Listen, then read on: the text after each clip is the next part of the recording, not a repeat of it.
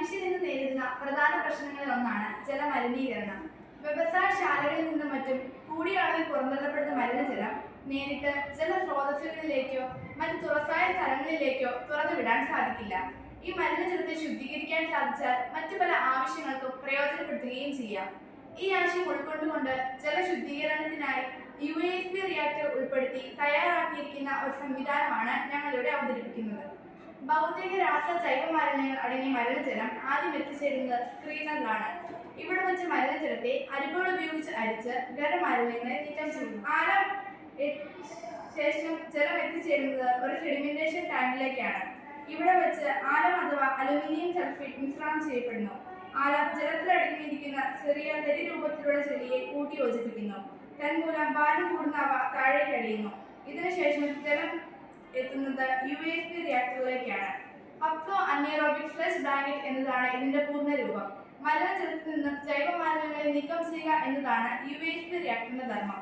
UASB റിയാക്ടറിൽ ഒരു single tank മാത്രമാണുള്ളത്. റിയാക്ടറിലെ താഴ്ഭാഗത്തുള്ള ഇൻലെറ്റിലൂടെ മലിനജലം അകത്തേക്ക് പമ്പ് ചെയ്യുന്നു.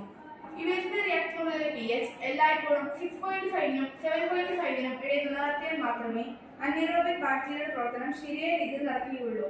അതിനായി pH റെഗുലേറ്റർ ഉപയോഗിച്ചിട്ടുണ്ട്.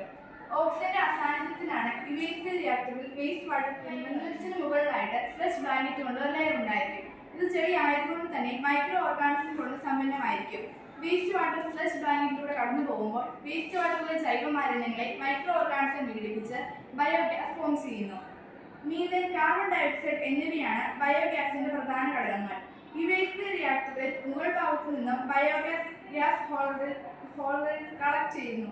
ശേഷം പ്യൂരിഫിക്കേഷൻ നടത്തി ഇന്ധനമായി ഉപയോഗിക്കാം.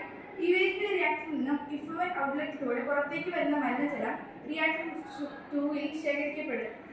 റിയാക്ടർ 2-ൽ വെച്ച് അണുനശീകരണം നടത്തുന്നതിനായി ക്ലോറിനേഷൻ ചെയ്യുന്നു. ഇങ്ങനെ ക്ലോറിനേഷൻ നടത്തിയ ജലത്തെ ജലസേചനത്തിനും വ്യവസായിക ആവശ്യങ്ങൾക്കും ടോയ്ലറ്റ് ഫ്ലഷിങ്ങിനായും അക്വാകൾച്ചർ കൃഷിരീതിക്കും പ്രയോജനപ്പെടുത്താം.